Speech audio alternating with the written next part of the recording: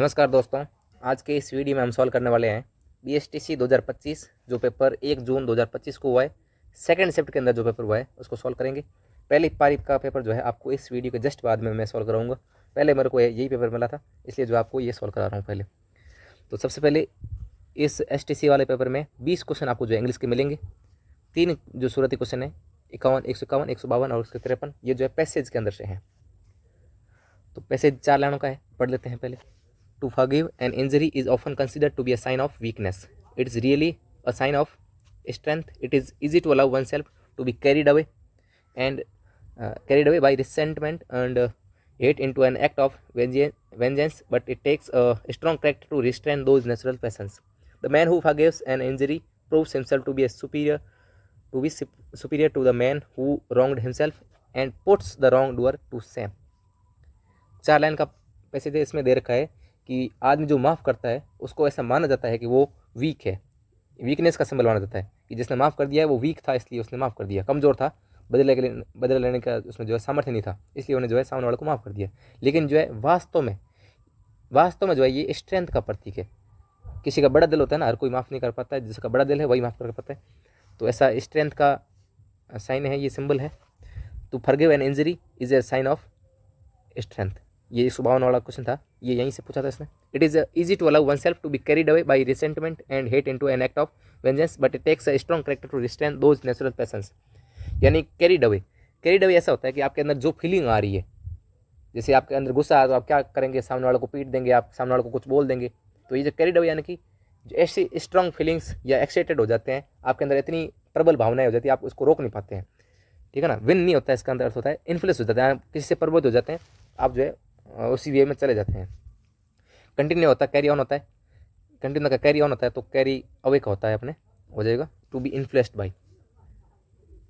The expression of passion, passions यहाँ पे बहुवचन लिखा हुआ है, तो द हैबिट ऑफ फॉरगिवनेस, ये इसको नहीं बोलते हैं पैसन।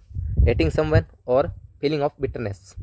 तो ये जो एक एक लेयर की एक एक सही है, पर इसमें प्लूरल आ रखा है, तो वैसे तो अपन को दोनों करना पड़ेगा, bitter, feeling bitter and hating someone. ये जो है बेस्ट ऑप्शन है 153 के अंदर, डी वाला जो है बेस्ट ऑप्शन है। वैसे तो अलग अलग देखें तो बी और सी दोनों सही है, पैसेंस जो है इस पैसेज के अकॉर्डिंग, लेकिन दोनों का ही जिक्र कर रखा है, बिटर और हेटिंग। बिटर यानी कि जो आप कड़वाहट है उसका, और हेटिंग आप किसी को घृणा कर रहे हैं वो वाला। Which option combines the following two sentences incorrectly, यानी कि कौन सा ऑप्शन जो है दोनों को गलत ढंग से जोड़ रहा है, गलत वाला आपको बताना है। ही हैड नो क्वालिफिकेशन, उसके पास में कोई योग्यता नहीं है। ही गॉट द जॉब, यानी उसके पास क्वालिफिकेशन नहीं है और उसको जॉब मिल गई है। तो ऐसा तो हो नहीं सकता कि क्वालिफिकेशन हो और जॉब मिल जाए, तो ये क्या विरोधाभासी है दोनों आपस में ना। He had no qualification but he got the job, ये सही से कर रखा है इन्होंने। He had no qualification and got the job, and नहीं आएगा। एंड तो तब आता है जब दोनों एक साथ वाले हो, जैसे मैं होशियार हूँ और मैं लग गया, ऐसे वाला होता है ना। जैसे मेरे को गाड़ी चलानी आ रही थी और मैं 100 किलोमीटर बाइक चला ली मैंने, है ना। तो ये ऐसे एक साथ वाला आता है तो एंड आता है। तो ये जो है सेंटेंस रॉन्ग है। He had no qualification however, जैसे तैसे करके भी फिर भी उसको जो है जॉब मिल गई है। नेवरदलेस भी सही है, नेवरदलेस, बट और अपने हाउ एवर, ये तीनों जो है विरोधाभासी वाले में आते हैं, यानी जो क्वालिफिकेशन नहीं थी फिर भी उसको जॉब मिल गई, तीनों सही है। एक एंड वाला जो है इसके अंदर नहीं आएगा। हाँ, आई के बाद में blank, fill in the blank.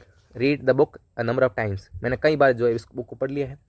तो रीडिंग, इसके आगे कोई कुछ भी नहीं आ रखा है वैसे तो, है ना, सीधा रीडिंग नहीं आएगा, इसके आगे कुछ हेल्पिंग वर्ब होना चाहिए, रीडिंग अकेला नहीं आ सकता।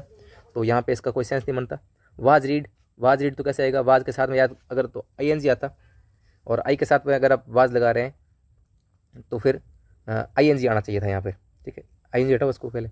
और I read the book a number of times, यानी कि रेड और हैव रेड में से आपको एक निकालना है अब, रीड या रेड में से। तो बेस्ट ऑप्शन कौन सा रहेगा, हैव रेड रहेगा, क्योंकि उसने जो है किताब को कई बार पढ़ लिया है। ठीक है ना।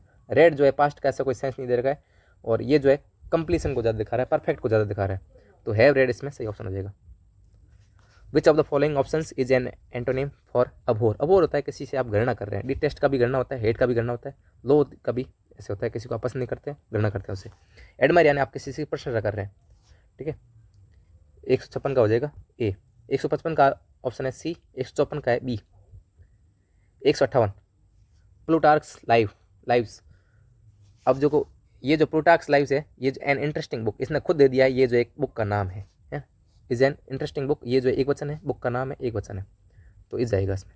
How often do you wash your hair, इसमें जो है how often do you, do जो है प्रेजेंट सिंपल टेंस का आपको बता रहा है, शो कर रहा है, इसलिए जो है प्रेजेंट सिंपल में डू के बाद में वॉश लगेंगे आप। आर वॉशिंग का कोई सेंस नहीं बनता क्योंकि पास्ट टेंस में है नहीं सेंटेंस, वॉश्ड का भी नहीं बनता यहाँ पर, हैज बीन वॉशिंग का नहीं बनता क्योंकि इसमें जो है पहले से दे रखी है इसने हेल्पिंग वर्ब डू के साथ में वॉश आएगा। Select the one word for the following, one who is engage in charitable work, किसी भले वाले काम में लगा हुआ है उसको बोलते हैं फिलैंथ्रोपिस्ट, यानी परोपकारी आदमी जो होता है उसको बोलते हैं philanthropist. Which of the following is correct spelling, occur के अंदर जो है डबल सी आता है, परमिटेड सही लग रही है, बेनिफिट इसके अंदर डबल टी नहीं आएगा, टी एक टी हटा दीजिए आप, कंट्रोलर के अंदर एक एल और आएगा, यहाँ पे कंट्रोलर आएगा, डबल एल आएगा, परमिटेड स्पेलिंग सही है।